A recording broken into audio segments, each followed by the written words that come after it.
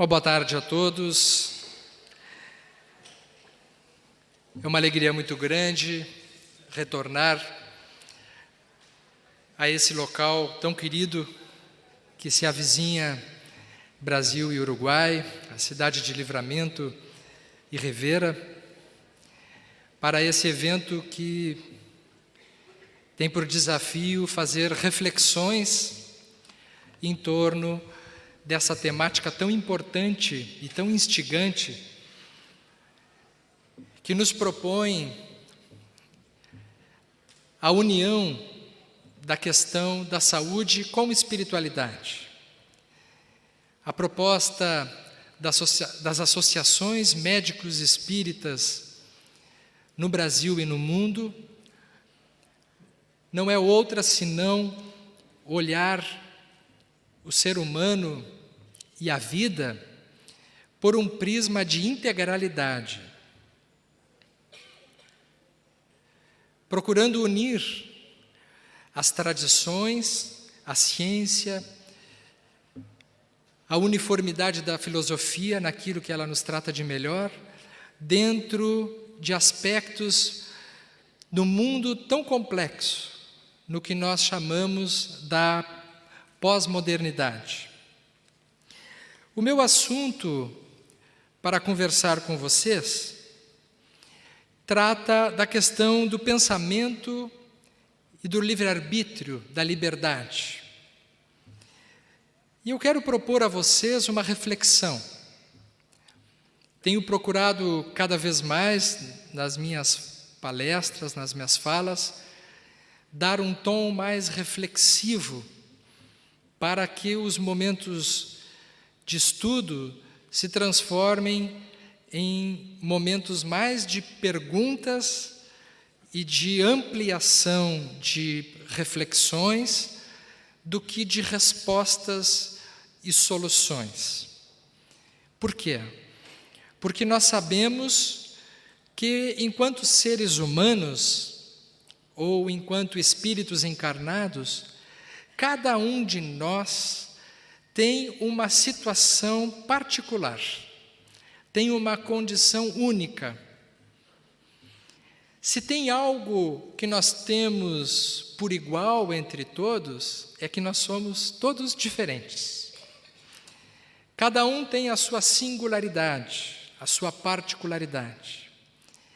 E é por isso que o Espiritismo, bem mais do que uma proposta religiosa, ele se apresenta como um desafio de um novo paradigma para a compreensão de nós mesmos. Na pergunta 843 do Livro dos Espíritos, Kardec pergunta: tem o homem o livre-arbítrio dos seus atos? E o Espírito de Verdade responde: pois que tem a liberdade de pensar e de obrar, ele tem, portanto, esse livre-arbítrio, sem o qual ele seria uma máquina. O que nos distingue como seres humanos das outras espécies, evolutivamente, é que nós adquirimos uma capacidade de fazermos escolhas, uma capacidade de nos pensarmos a nós mesmos.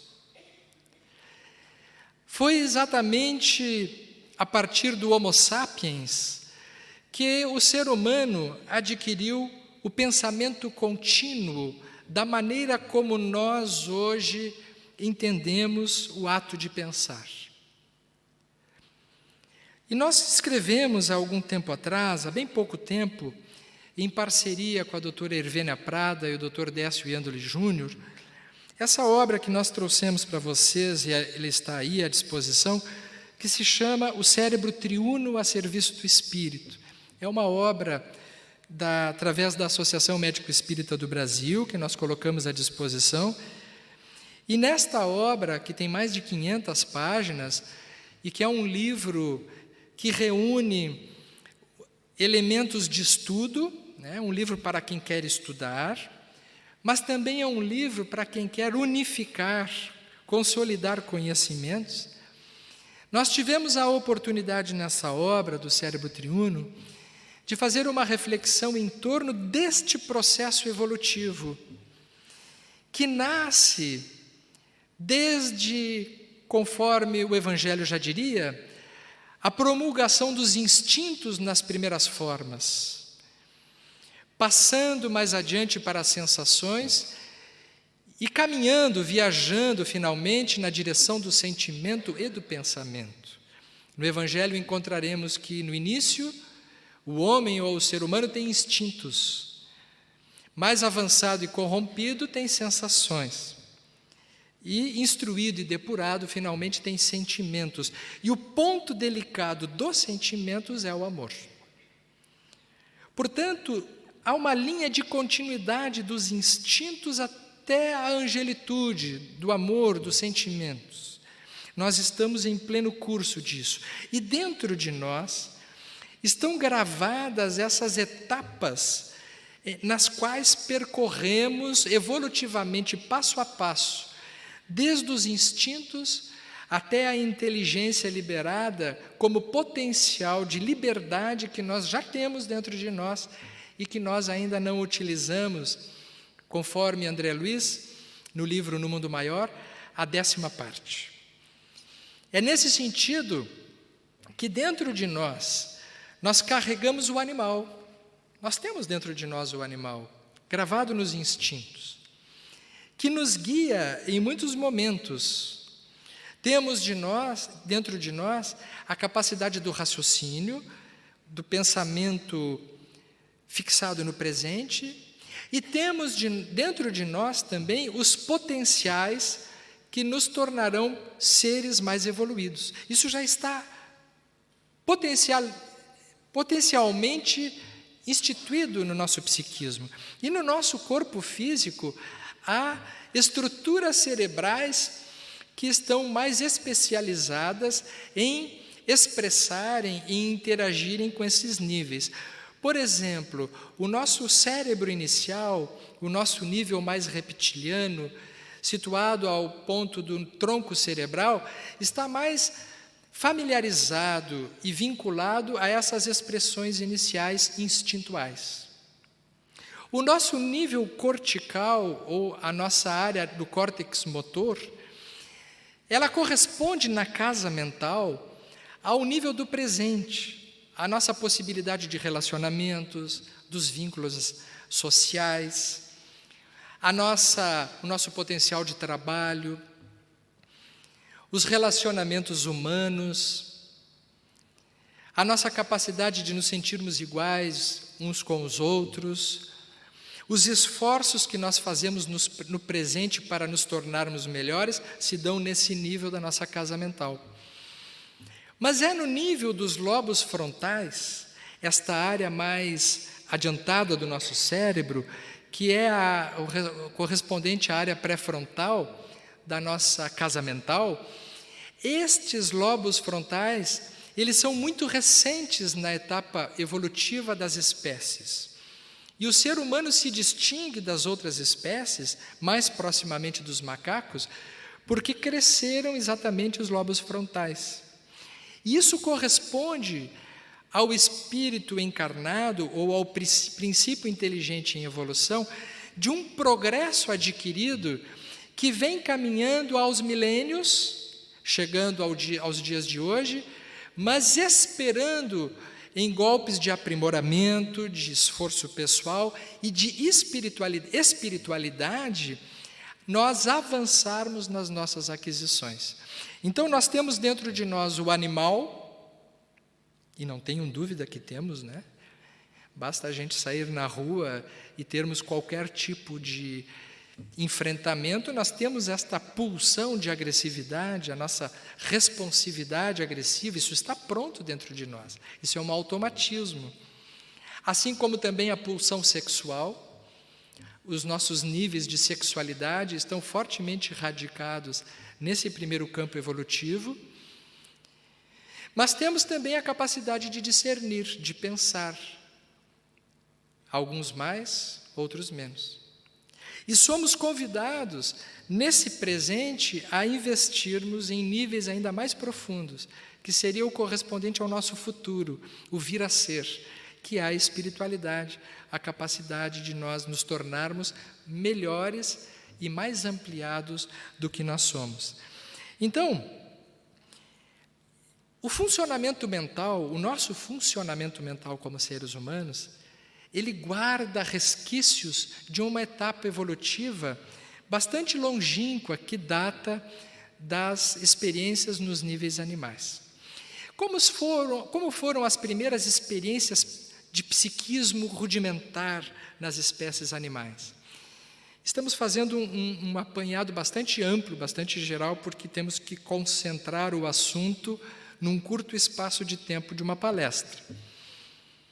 Mas diríamos assim, que espécies mais animais, elas funcionam em nível coletivo. Por exemplo, as formigas, ou as abelhas, ou boa parte dos peixes, que funcionam em cardumes, apresentam um funcionamento em que é como se houvesse uma alma coletiva. Colocamos entre parênteses essa alma coletiva, porque já existe individualidade ali.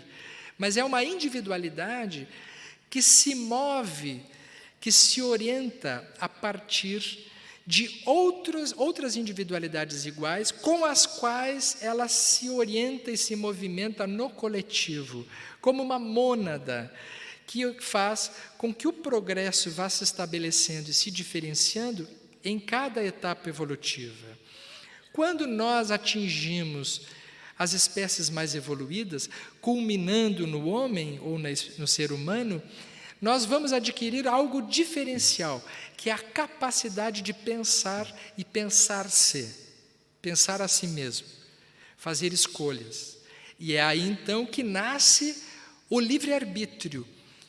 Um livre-arbítrio bastante rudimentar, porque, como veremos, mesmo o que nós entendemos por livre-arbítrio e liberdade hoje, aqui, ele é um livre-arbítrio relativo. Ainda nós nos movimentamos, ainda influenciados por fatores e influências que interferem vivamente no nosso livre pensar, que interferem de forma determinante na liberdade dos nossos pensamentos. Quando nós chegamos no plano físico, nós repetimos, isso é curioso, porque todos nós viemos nascer no mundo físico repetindo o processo evolutivo. O ser humano, todos nós, passamos por dentro de um útero materno, que é um local aquático. Dentro do útero, da bolsa seminal, existe o mesmo ambiente dos oceanos, como as primeiras formas de vida. Nós encarnamos no mundo físico através de uma célula que vai se multiplicando, uma célula ovo-zigoto, que ela vai se bipartindo e se transformando numa célula coletiva, e somente depois ganhando uma forma que, nas suas primeiras expressões dentro do útero, se assemelha a um peixe. Quem conhece as imagens de um ultrassom, nós sabemos que o nosso primeiro modelito, a nossa primeira fotografia, já que nós estamos numa época de tantas fotografias, né? O nosso primeiro selfie que a gente fez dentro do útero materno, na ecografia, nos mostrou a cara dos primeiros peixes. E nós boiamos, nós mergulhamos que nem os primeiros peixes da espécie. Depois, quando nascemos e saímos do útero materno, um bebê, ele rasteja. Se largar um bebê em cima de uma superfície lisa, ele rasteja como os primeiros répteis. Não é mesmo? Para somente alguns meses mais tarde, ele se colocar em 4 patas, entre aspas, e começar a engatinhar como os primeiros quadrúpedes. E se tudo correr bem, ele se ergue sobre os 2 pezinhos e, muito cambaleante depois, ele vai caminhar como os primeiros bípedes. Então, neste período em que nós estamos desde o útero até hoje, nós revisamos dentro do nosso psiquismo todo o processo evolutivo que nos fez chegar até aqui, sob o ponto de vista mental, sob o ponto de vista psíquico. Por isso nós diremos assim, juntamente com o Espírito de verdade, que somente os espíritos evoluídos, libertos da matéria, é que têm o pensamento livre absoluto. A capacidade da liberdade do pensamento absoluto, livre, só nos espíritos evoluídos. Enquanto nós estamos no plano físico, nós estamos circunscritos a influências muito importantes, muito determinantes na nossa vida mental. Mas é curioso que o nascimento de uma criança, ele não coincide com o nascimento psicológico do ser humano. Uma criança, quando ela nasce no mundo físico, depois do parto,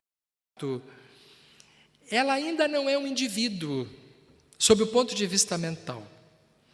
De tal modo que nós podemos dizer que um bebê, ele não existe sozinho.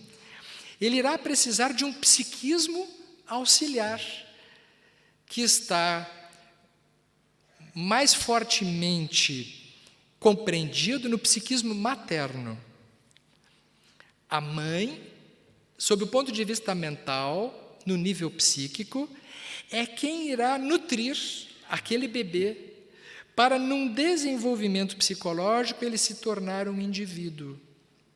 Então, vejamos, há um espírito encarnado, e nós vamos ver logo a seguir que Kardec, quando pergunta para os espíritos fazem uma diferenciação na questão 134. Kardec pergunta, o que é a alma? Alma. E eles responderam, um espírito encarnado.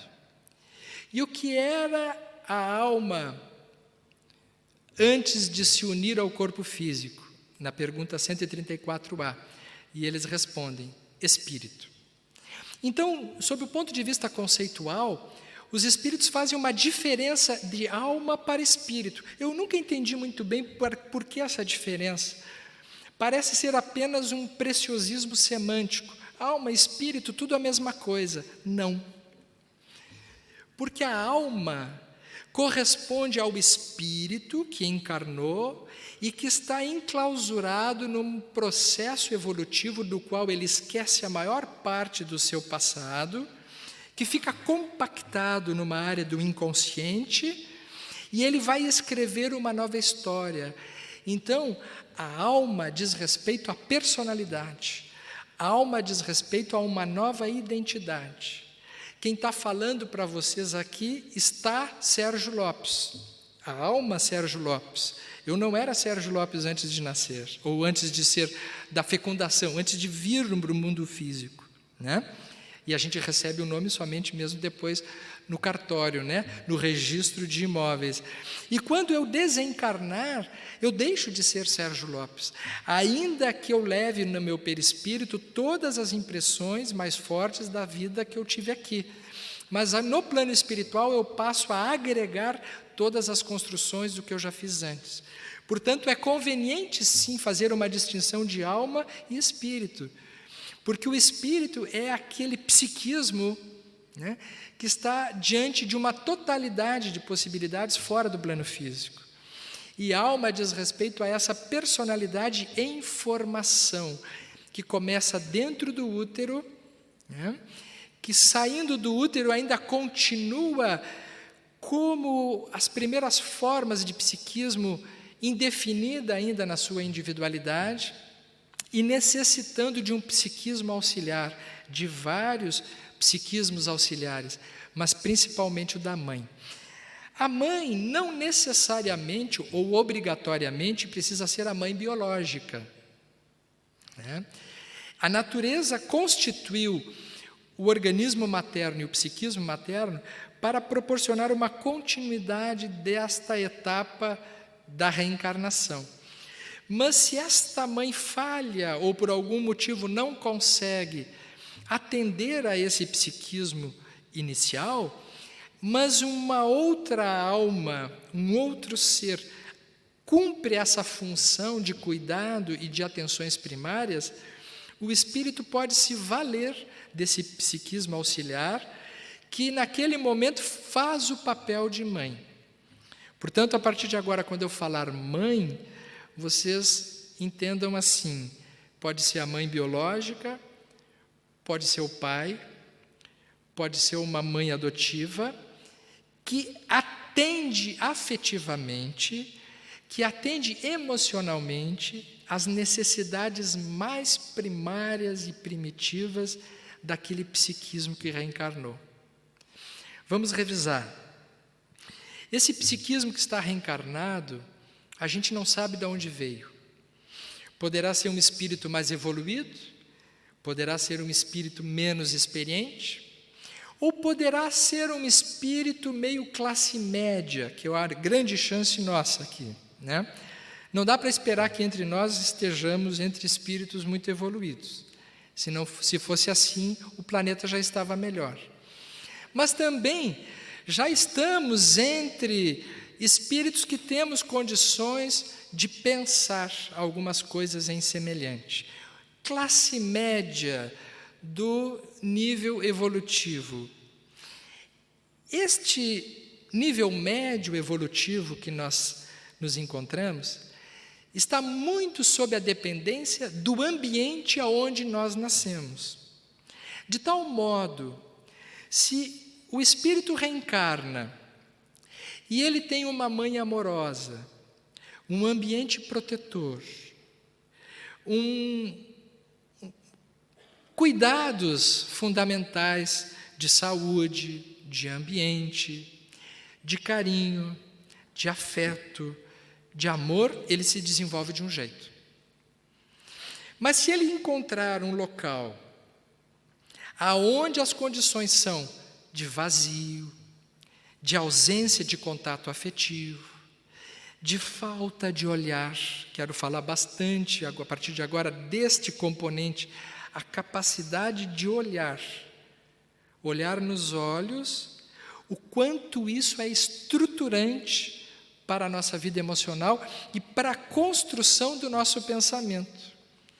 Hoje nós temos pesquisas muito interessantes que mostram que mães que não olham nos olhos os seus bebês, por vários motivos, porque há mães que têm depressão, por exemplo, pós-parto. Uma mãe que tem uma depressão pós-parto, muitas vezes ela está tão mergulhada nela mesma que o seu bebê que está no colo não recebe o seu olhar atento, porque ela está ausente. E se sabe hoje que muitos bebês que não encontram esse olhar de confirmação, esse olhar espelho, esse olhar que confirma, muitas vezes através do sorriso, é um bebê que cresce com algum tipo de buraco negro dentro de si, com algum tipo de vazio, com uma sensação de não ser ele mesmo, como se ele não tivesse se formado, como se ele não fosse alguém. Esse novo alguém espiritual, que agora está no corpo físico, portanto, ele não se forma sozinho. Isso é fundamental, principalmente para nós espíritas, que muitas vezes pensamos que a bagagem espiritual responde pela totalidade daquilo que nós somos na vida atual, e não. A não ser que o espírito já traga uma vasta bagagem, que seja capaz de enfrentar os embates, as lacunas, os traumas, os conflitos, os vazios da experiência infantil. Isso é uma exceção. Encontraremos, sim, exemplos de muitos indivíduos que passaram por graves situações na infância e ainda assim se tornaram amorosos, se tornaram criativos, brilhantes, mas são espíritos que já foram forjados num processo evolutivo que começou muito antes.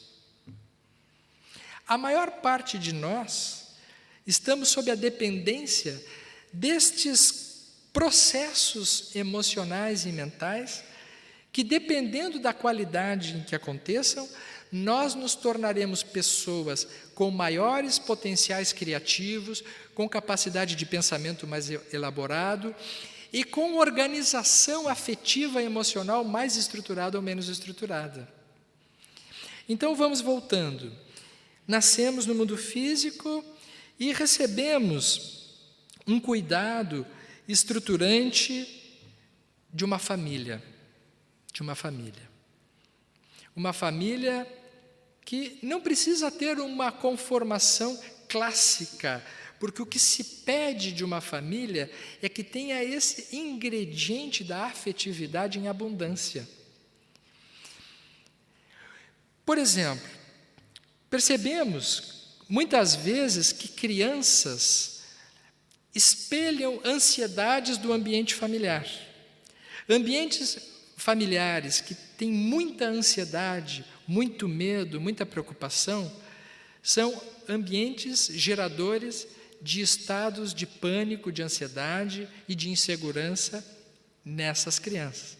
Quando a gente atende as pessoas depois na vida adulta, a gente encontra muito isso, muito desses relatos em que percebemos nitidamente que na história familiar, na constituição daquele indivíduo, houve desfavorecimentos às vezes muito importantes. E nós podemos dividir hoje essas situações que limitam o nosso pensamento e o nosso livre pensar em dois níveis de problemáticas que se passam no ambiente infantil da nossa vida atual. Um são os acontecimentos traumáticos, os conflitos, situações de agressão, abusos, incluindo o abuso sexual, que é tão frequente e que há pouco e pouco vem sendo mais mencionado, porque até bem pouco tempo era muito escondido esse tipo de situação na convivência das famílias, porque nós sabemos que boa parte dos abusos sexuais se dão dentro do lar, né? Ou na vizinhança dos parentes e daqueles que estão próximos. Quando há um fato dessa natureza, num período em que esse psiquismo inicial, essa alma, esse espírito encarnado, que nasceu de novo para ver o reino dos céus conforme Jesus, ninguém verá o reino dos céus se não nascer de novo. Jesus sabia que essa condição do recomeço, ela é fundamental para a reestrutura das modificações de estruturas antigas para caminhar em direção a novas. Esse psiquismo, naquele momento, que recebe um golpe de um trauma, de um acontecimento violento, de algum tipo de conflito emocional, como a agressão, muitas vezes verbal, o ambiente de hostilidade, da falta de respeito no relacionamento familiar, aquela convivência em famílias que tiveram contato e têm muitas vezes com o alcoolismo, com a drogadição, com o desrespeito humano, são estruturas traumáticas. É como se fossem golpes profundos nesta parte sensível que está se constituindo, que é o pensamento, os sentimentos e a capacidade deste indivíduo se sentir ele mesmo, se sentir um alguém. A autoestima, a nossa autoestima, ela se forma muito nesse momento. Quando nós temos, na nossa relação inicial, na vida infantil, olhares generosos que nos olham confirmando sentimentos de prazer, sensações agradáveis, isso nos gera na nossa mente, no nosso pensamento, um tipo de coisa. Mas quando o olhar é um olhar acusatório, quando o olhar é violento, quando o olhar é traumático, a autoimagem ela sofre um prejuízo muito grave. E aí teremos personalidades danificadas, com danos. São traumas precoces, muitas vezes esquecidos, a maior parte deles esquecidos, não lembrados, mas não por serem não lembrados, menos importantes. Eles são efetivamente determinantes da nossa vida, daquilo que nós seremos na vida adulta. Esse é um tipo de circunstância da vida infantil. Mas eu diria para vocês que este não é atualmente o principal tipo de problemática que interfere na saúde mental, emocional e psíquica do nosso ambiente em que nós vivemos. Nos dias de hoje, nós temos muito mais a presença do vazio. Vou repetir. Constatamos hoje muito mais a problemática dos problemas emocionais relacionados à ausência de afeto, à ausência de comunicação, a uma espécie de lacuna gigantesca de interação de vínculos do que propriamente de traumas. Então, são aquelas famílias que não se relacionam. O bebê nasce e antes de se estabelecer um contato vincular de importância com aquele ser que está ali, já se está preocupado em bater fotos para se postar nas redes sociais e se divulgar para o externo.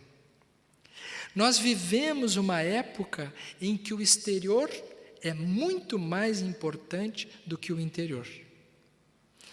Estamos vivendo uma época em que os olhares não se encontram, porque mais importante do que estar junto uns com os outros, nós precisamos estar conectados pela via virtual. E a via virtual, ela não corresponde, sob o ponto de vista mental e afetivo, à riqueza de um contato verdadeiro, de um contato humano. Só que isso já está se estabelecendo no nascimento dos bebês. Então, nós temos hoje bebês que nascem e não encontram olhares atentos, olhares cuidadosos, olhares amorosos, olhares com paciência, olhares com calma, olhares com tempo. São olhares apressados, olhares que se substituem rapidamente. Agora é minha vez, mas agora vem um outro para cuidar, que está preocupado com uma outra coisa.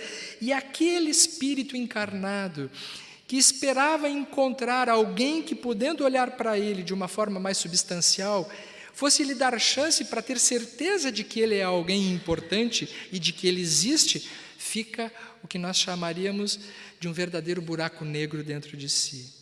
Então, nós temos uma geração, e talvez vocês encontrem, examinando a si próprios aqui, ou aquelas pessoas que estão em torno, pessoas que dizem vivamente assim: eu tenho a sensação que eu não nasci, eu tenho a sensação que eu não existo, eu tenho a sensação que eu não sou verdadeiro, eu tenho a sensação às vezes que eu sou falso, que eu não sou eu mesmo. Esse sentimento de não eu, esse sentimento de vazio, ele corresponde exatamente a essa lacuna afetiva, da qualidade afetiva, que diz respeito aos processos pelos quais nós nascemos no mundo físico, para concentrarmos, para consolidarmos a nossa estrutura como espíritos imortais.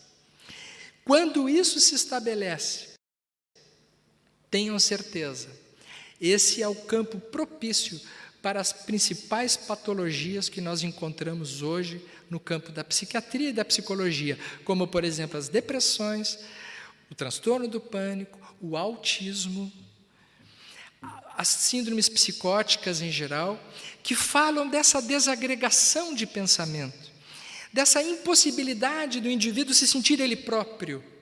E, portanto, ao não se sentir ele próprio, não consegue estabelecer vínculos verdadeiros.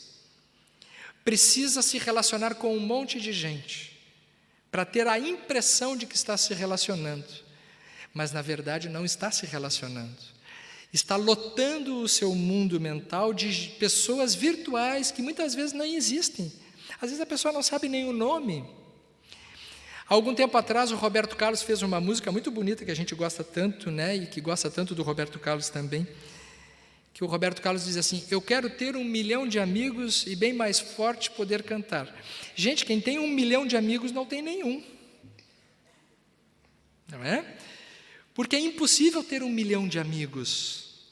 Só que é a época que nós estamos vivendo, a época que se computa o valor de uma pessoa pelo número de seguidores, pelo número de fotos, pela quantidade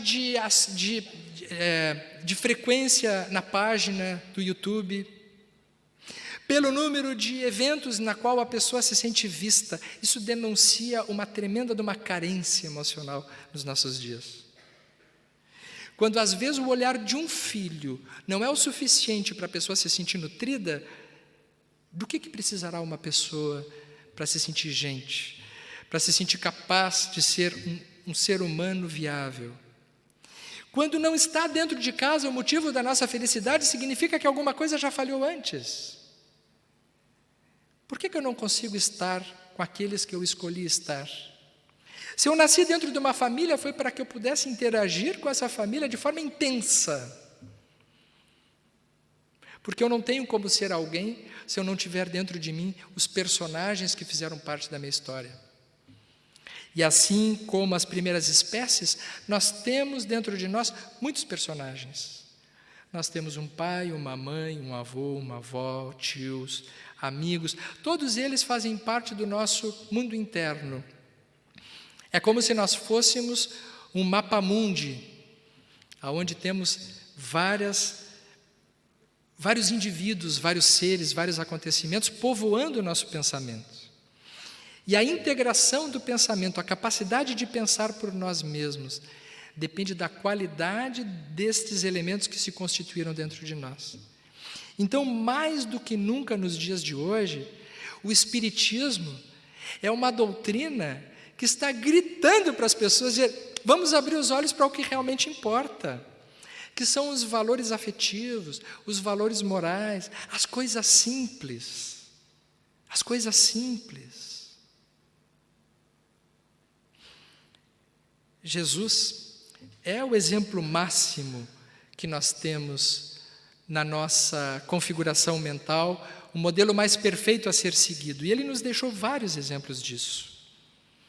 Jesus nos deixou exemplos fantásticos, passíveis de serem seguidos por nós, seres humanos comuns. Por exemplo, Jesus somente sai a pregar depois dos 30 anos de idade. Já pararam para pensar nisso? Que até os 30 anos de idade ele ficou na família. Existe uma passagem do Evangelho que Maria, sua mãe, percebendo as suas qualidades, os seus potenciais gigantescos, em determinado momento apresenta a ele ainda jovem, não lembro a passagem do Evangelho que isso está, mas é muito fácil de achar, em que ela diz mais ou menos o seguinte para ele, que ele deveria ter oportunidades melhores na vida, dado a riqueza de potenciais que ele já demonstrava naquele momento. E ao que ele responde por ela assim, mas mãe, por acaso tu não tens testemunhado a minha comunhão com Deus? E ele permanece na família. Ele resolve continuar sendo o filho do carpinteiro. Quem é esse jovem que fala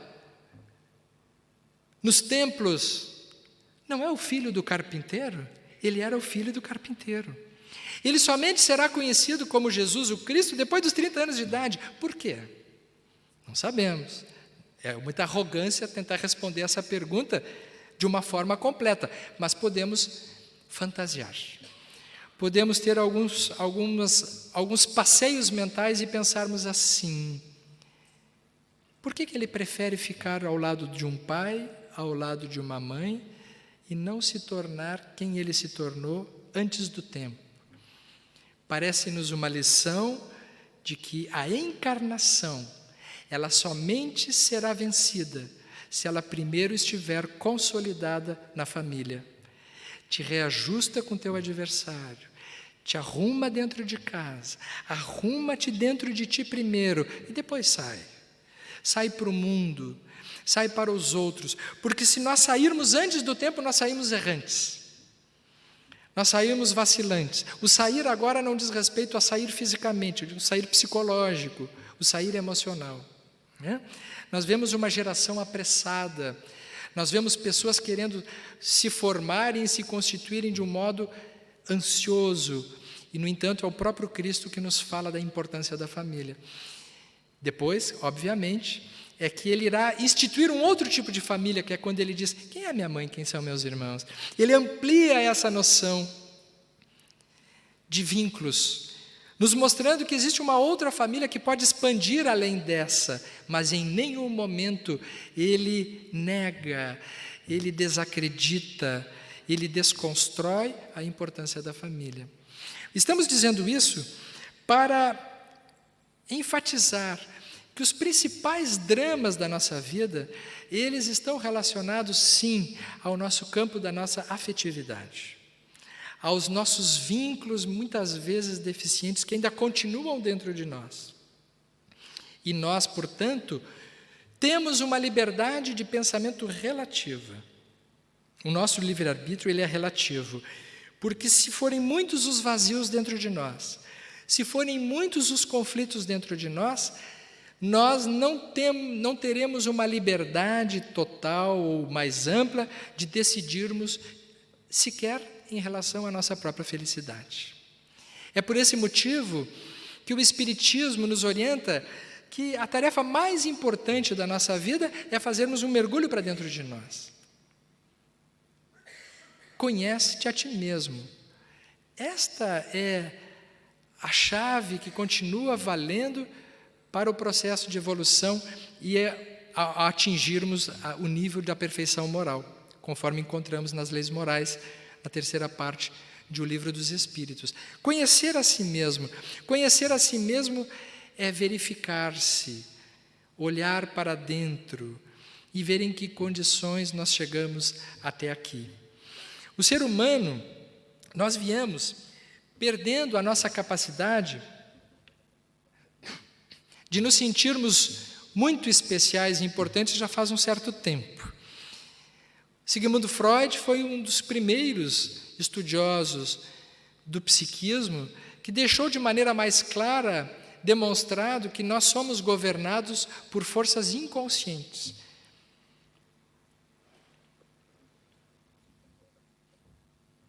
Não é o consciente que regula a nossa vida, são esses acontecimentos inconscientes que estão guardados nesse nível mais primitivo do nosso psiquismo. No nível cerebral, conforme falamos, nas primeiras estruturas que vão armazenando as experiências que vão ficando guardadas para trás, sejam elas boas, sejam elas ruins, sejam elas acontecimentos traumáticos, sejam elas não acontecimentos, coisas que não aconteceram, vazios que se formaram, olhares que não tiveram, ausência de amor, tudo isso vai ficando instituído dentro de nós. Em algum momento o indivíduo ele precisará olhar para dentro de si e encontrar onde estão essas coisas, ou essas não coisas. E Freud se dá conta disso e diz assim, através da sua psicanálise, que ao olhar para esses acontecimentos, muitas vezes dramas, dores, dificuldades, passam a ser entendidas e integradas na nossa vida mental. Então, uma pessoa que tenha sofrido acontecimentos muito graves na infância, ele não é totalmente livre no seu pensamento. Uma mulher que tenha sofrido, ou um homem que tenha sofrido abuso sexual na infância, provavelmente terá prejuízos na sua sexualidade adulta e ele não terá a liberdade de poder escolher uma vida plena no nível sexual, porque aquele acontecimento causou uma fratura no seu nível emocional. Então ele precisará em algum momento olhar para isso, revisar isso, ter a ajuda de um psicoterapeuta, ter a ajuda de um profissional, de um ambiente acolhedor e reconstruir este dano, refazer esses fatos numa forma de um psiquismo que se responsabiliza por si mesmo. E aí sim, o seu pensamento poderá ser mais livre. Do contrário, estará sujeito aos traumas, estará sujeito a esses acontecimentos. Infelizmente, nós temos percebido na nossa vida, mesmo nos ambientes que se dedicam à vida espiritual, graves problemas relacionados à sexualidade. Médiuns que se perdem através da sexualidade, que tentam resolver as suas questões íntimas através de um trabalho espiritual. E ao não resolver as suas questões íntimas, levam para o ambiente onde deveria ser de doação, de amor, de entrega, os seus conflitos. Isso pode acontecer em qualquer ambiente. É por esse motivo que, historicamente, a pedofilia ela está no ambiente do celibato, da castidade, onde não poderia haver sexo. E é exatamente ali que existe a pedofilia. Às vezes são nas áreas onde existe a mediunidade, onde existem algumas perversões. E muitas vezes as pessoas dizem assim, isso são obsessões. Claro que há obsessões também concomitantes, mas antes das obsessões, existe uma pessoa que não olhou para si e que não enfrentou os seus problemas. E por conta disso estabeleceu sintonias desfavoráveis que agravaram o problema. Quando Kardec pergunta assim, isso foi um outro golpe, porque Freud disse assim, olha, está pensando que coordena a tua vida? Não, o inconsciente coordena a tua vida. E Kardec deu o golpe fatal, quando ele pergunta para os espíritos, na pergunta 459, interferem os espíritos em nossos pensamentos e em nossos atos? O que eles responderam? Muito mais do que supondes. Interferem de tal força ou de tal modo que de ordinário são eles que vos conduzem. Nossa, isso é um golpe na autoestima tremendo. A gente que acha que está de dono de si mesmo, né? Que está conseguindo resolver por si mesmo, que tem o pensamento livre, que tem o pensamento... Eu sou o dono. Muitas vezes as pessoas dizem assim, eu estou com o meu pensamento muito claro, eu não preciso nem de ninguém para me dizer o que é certo e o que é errado. Quando a pessoa diz isso, provavelmente ela já está sendo coordenada por espíritos vaidosos, narcisistas, que estão instituindo na mente daquela pessoa um senso de autoimportância muito maior do que convém. Então, as influências espirituais, elas são determinantes muitas vezes nos desfechos humanos, mostrando que o nosso pensamento não é tão livre assim. Agora, por que acontecem essas interferências espirituais com tal imponência, com tal importância? Porque o indivíduo não olhou para si. E no momento que o indivíduo não olha para si, com uma ferramenta fundamental que é exatamente Jesus quem nos ensina, a mais importante de todas, aquela que nos torna humanos, a primeira virtude do Sermão da Montanha, que nós escrevemos na nossa obra, tentando fazer uma análise psicológica desta sequência emocional que Jesus nos ensinou. Qual é a virtude mestra? Qual é a virtude fundamental que estabelece em nós a capacidade de nós sermos mais livres pelo nosso pensamento? A virtude do humus, a que nos torna humanos, que nos faz humanos, que é exatamente o humus da humildade. Por isso Jesus diz que o reino dos céus é dos humildes, porque ele já sabia na sua psicologia profunda que o indivíduo orgulhoso, o arrogante, o prepotente, ele não olha para dentro de si próprio. Dentro dele está tudo bem. E aí ele fica sujeito às perturbações espirituais, fica sujeito aos desencontros, e ele nunca é responsável por nada. Os outros são sempre responsáveis, são os espíritos que são responsáveis. Alguém tem culpa de alguma coisa que não ele. Então, quando Jesus nos institui o ensinamento fundamental, bem-aventurados os pobres de espírito, porque deles é o reino dos céus, ele não está nos dando uma conduta de que nós temos que ser pobres de espírito para receber um reino do céu futuro. Ele está nos ensinando que esta é a condição interna de quem tem coragem de olhar para si mesmo e não se sentir melhor que os outros. Aí, neste momento em que o indivíduo ele se acalora, e ao se acalorar, ele se propõe vivenciar, se vincular, se envolver, ele passa a se desenvolver.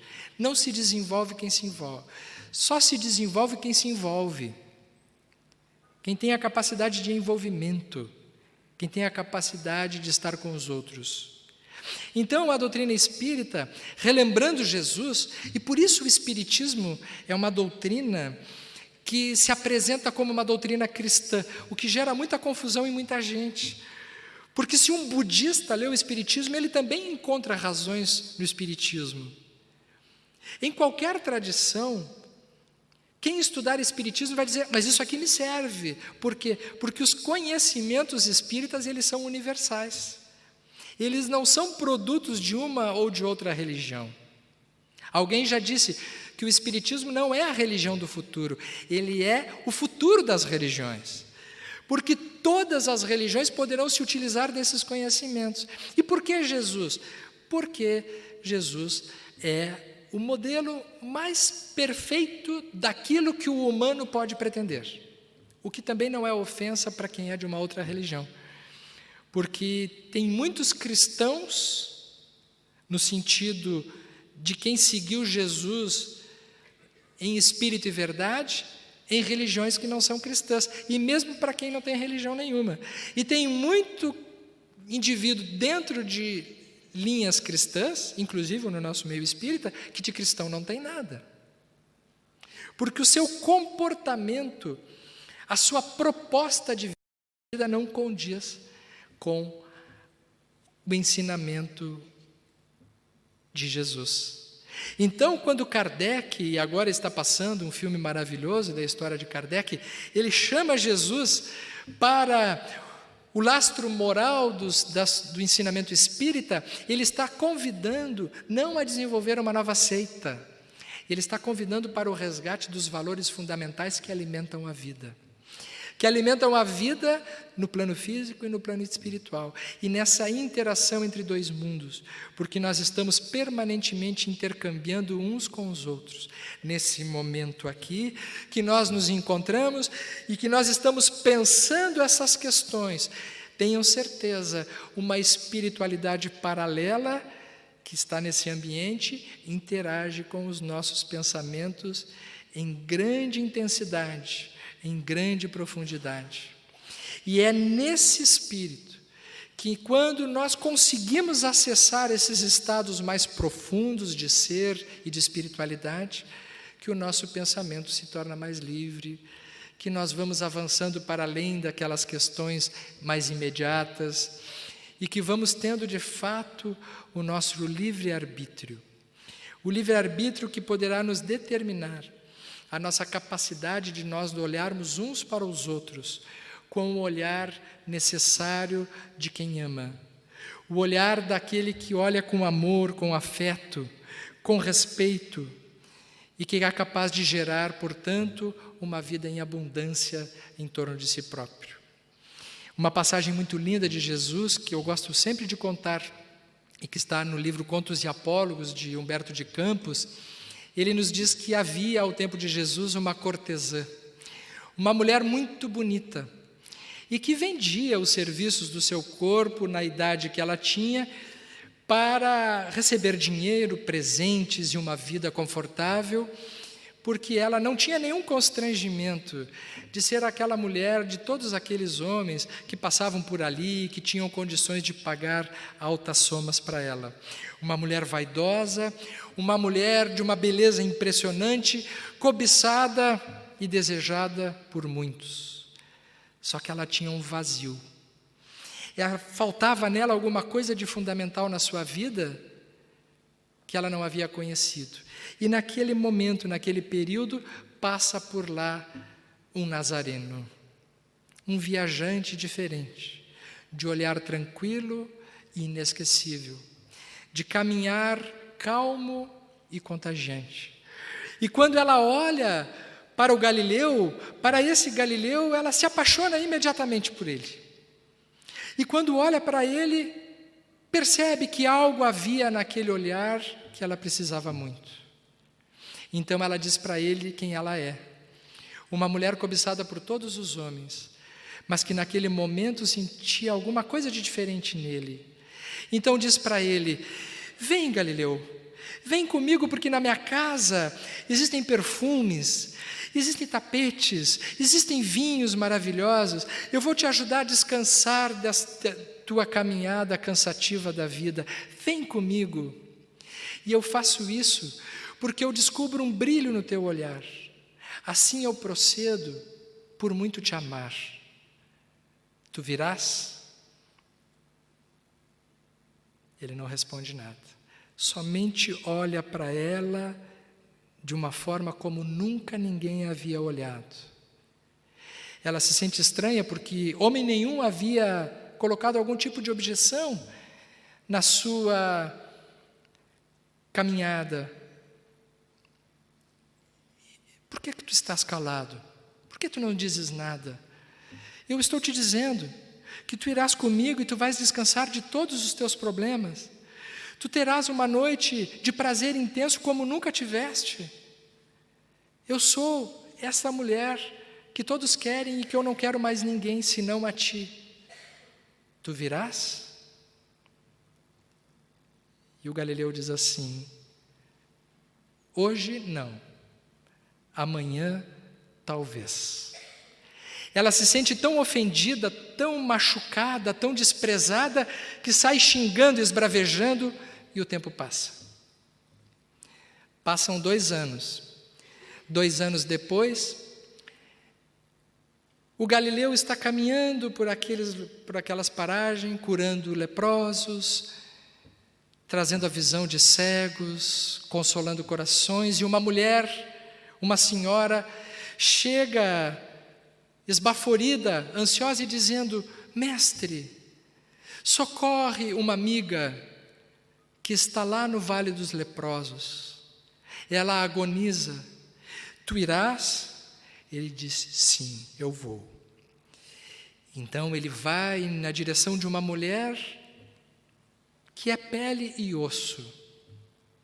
Aquela mulher é uma chaga viva, pútrida, aonde não há nenhum resto de dignidade humana, porque naquele lugar estavam outros como ela. E quando chega perto dela, e ela olha para Jesus e diz para ele assim: tu, recém agora é que vens? O que eu tenho para te oferecer agora? Porque tu vens agora exatamente nesse momento que eu não tenho nada, que eu sou um trapo humano. Por que tu vieste? E Jesus diz: porque eu descubro um brilho no teu olhar, e assim eu procedo, por muito te amar. Esse olhar de Jesus é o olhar que nós desejamos para nós, que nós estamos sentindo tanta falta, para que o nosso pensamento ele seja mais livre, e assim a gente possa se encontrar numa condição de vida que possamos dizer para nós que ela tenha valido a pena. Nesse momento que a emoção nos chega, e que bom que ela chega, porque quando a emoção chega significa que nós estamos acompanhados. Tenho vontade de recitar para vocês um poema de Madre Teresa de Calcutá. Mas vou me atrever a tentar recitar esse poema em espanhol, já que estamos em Ribeira, né? Em homenagem ao meu pai, já desencarnado, que nasceu em Taquarembó e, portanto, corre nessas veias nos personagens castilhano com sangue uruguaio. Ela diz: às vezes, as personas são egocêntricas e lógicas insensatas. Perdone-las mesmo assim. Se usted es gentil, as pessoas poderão acusá-lo de egoísta e de interesseiro. Seja gentil mesmo assim. Se usted es um vencedor, tendrá alguns falsos amigos e muitos inimigos verdadeiros. Venza mesmo assim. Se usted es honesto, es franco, los otros poderão enganá-lo.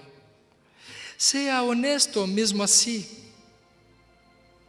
O que você demorou anos para construir, alguém pode destruir de uma hora para outra. Construya mesmo assim. Se você tem paz, é feliz, as pessoas poderão ter envidia de você. Seja feliz mesmo assim. Dê ao mundo lo mejor de você. Pero esto puede nunca ser lo bastante, lo suficiente. Dê lo mejor de você mesmo assim. E veja você que ao final das contas é entre você e Deus nunca fue entre usted y las otras personas. Madre Teresa de Calcuta. Bravo, muchas gracias.